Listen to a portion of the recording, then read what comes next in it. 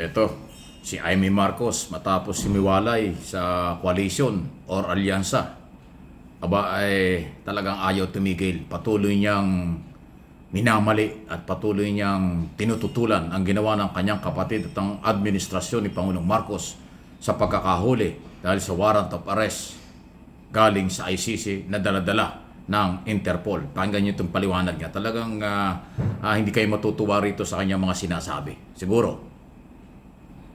Naman ni Secretary Boying Remulla, talagang nagbago. Tinatanong ko kung kailan nagbago at bakit nagbago at ano yung pagbabago. Sabi niya lahat naman tayo habang tumatanda, natututo at nagbabago ang isipan. Yun lang ang pinaliwanag niya. Pero maliwanag na naroon ng pagbabago.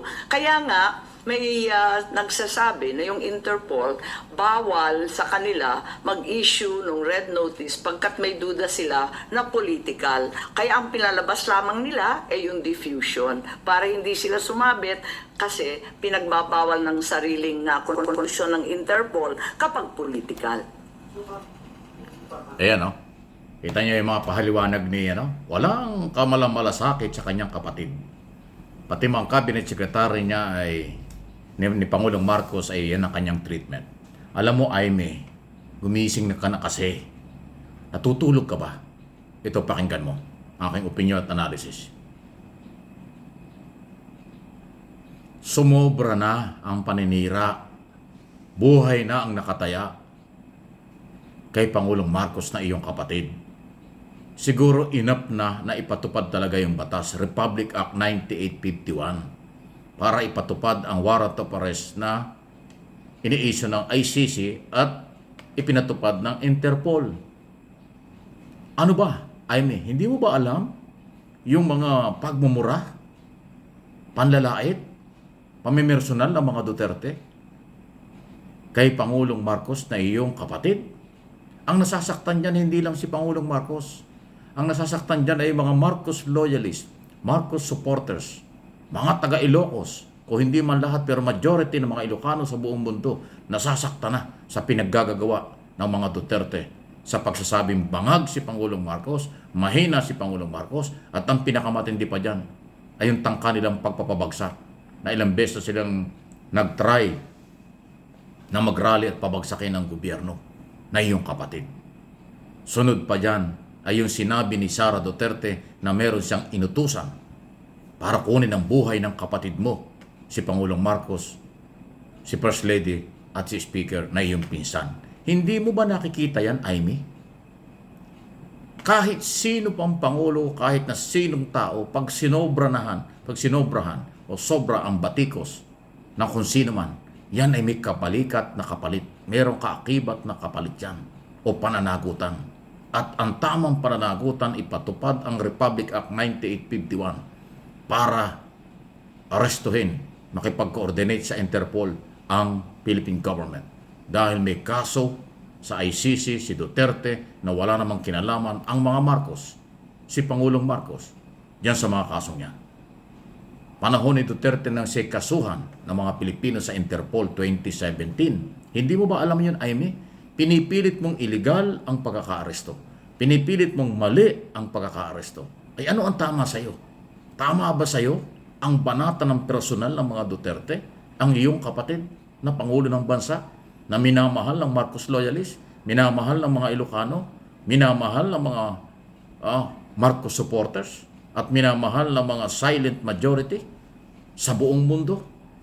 Hindi mo ba ramdam yun? O sige, talagang malayo na ang daan na iyong tinataha.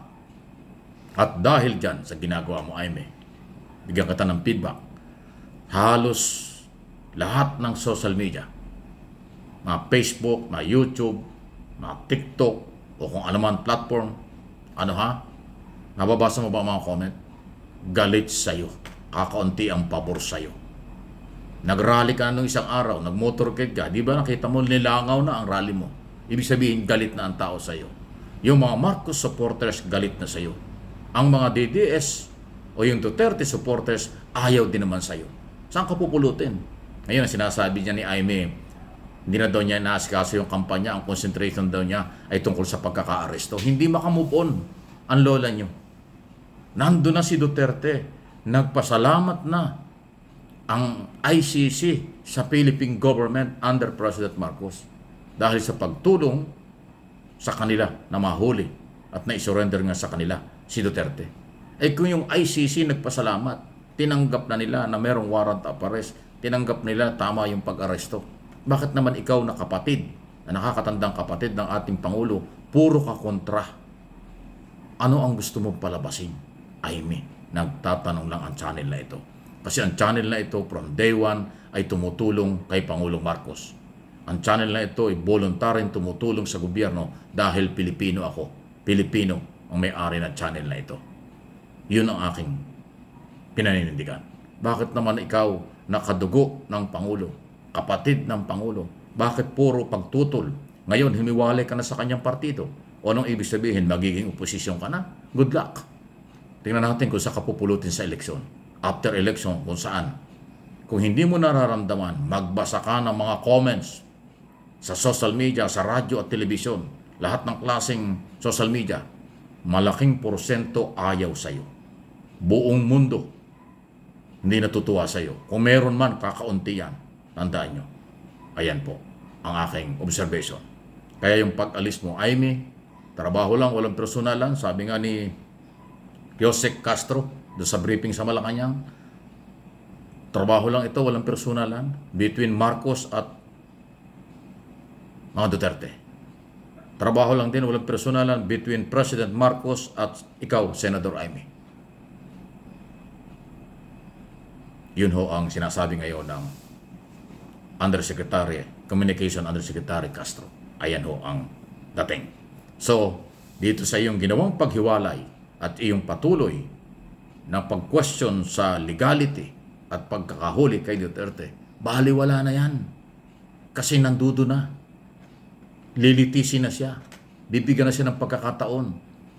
Bibigyan siya ng due process. Lahat ng panahon ibibigay sa kanya para ipagtanggol ang kanyang sarili. Aimee, hindi ka ba naaawa sa mga naging biktima?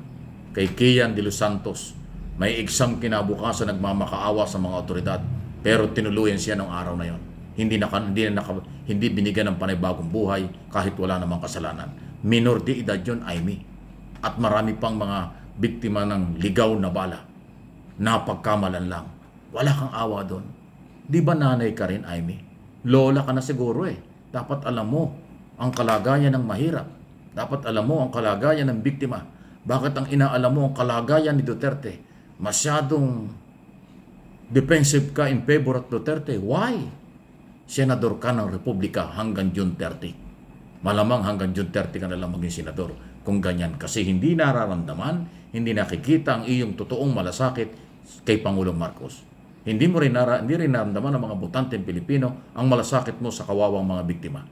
Ang malasakit mo lang ay kay Duterte lang, sa mga Duterte lang, na hindi rin naman tinatanggap yan ng mga Duterte supporters kasi wala nang tiwala sa'yo. Iso lang, analysis lang, opinion lang, walang personalan, yan ang totoo. Please like and share ng ating video.